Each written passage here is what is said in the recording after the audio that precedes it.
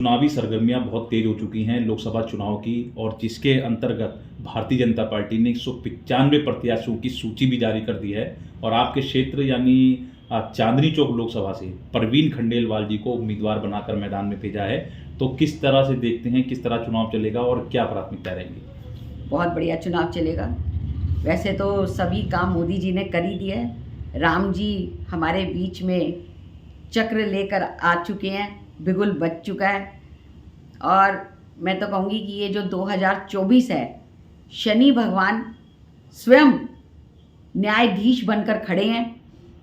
और अगर कहीं पर धर्म है तो दिल्ली की सातों सीटें आएंगी, जिसमें कि चांदनी चौक लोकसभा सबसे पहली सीट निर्वाचित होगी कि जो मोदी जी की झोली पे डलेगी। परवीन खंडेलवाल जी व्यापारी वर्ग से आते हैं, उन पर विश्वास जताया है पार्टी ने, तो क्या लगता है कमल खिल पाएगा? बिल्कुल खिलेगा, क्योंकि पूरी जो व्यापारी वर्ग है वो देश की नींव है, रीढ़ की हड्डी है।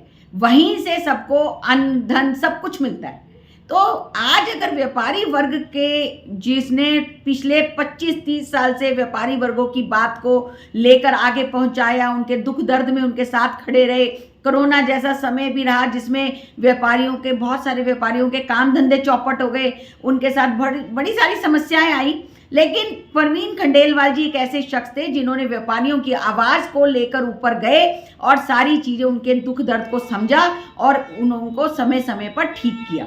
तो क्या तो जब मैंने तो परवीन खंडेलवाल जी के साथ स्वयं 2007 से लेकर 2010 तक काम किया हुआ है। मैं उनको पर्सनली जानती हूँ कि वो किस तरह के व्यक्ति हैं।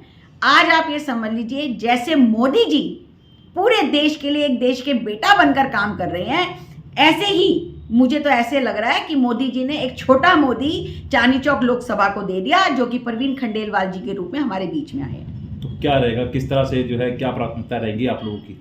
हमारी प्राथमिकता तो ये रहेगी कि परवीन खंडेलवाल जी को बस कुछ काम ही ना करना पड़े और हम सब उनके सेनानी बनकर अपने अपने वार्डों में लग जाएं और उनको पूरी तरह से निश्चित कर दें, इतना काम कर दें कि उनको लगे कि हाँ, क्यों कहते हैं ना कि मोदी जी भी जब काम कर रहे हैं तो उनकी जो नीचे की सेना है वो काम करती है, तो मोदी जी का भी बल बढ़ता है। ऐसे ही परवीन खंडेलवाल जी की भी हम सेना है, और हम जब सेना मिलकर काम करेगी तो परवीन खंडेलवाल जी का जो रथ है, जो इस लोकसभा के रूप में उनको सारथी बनाया गया है, उस रथ को बहुत तेजी से चलाएंगे।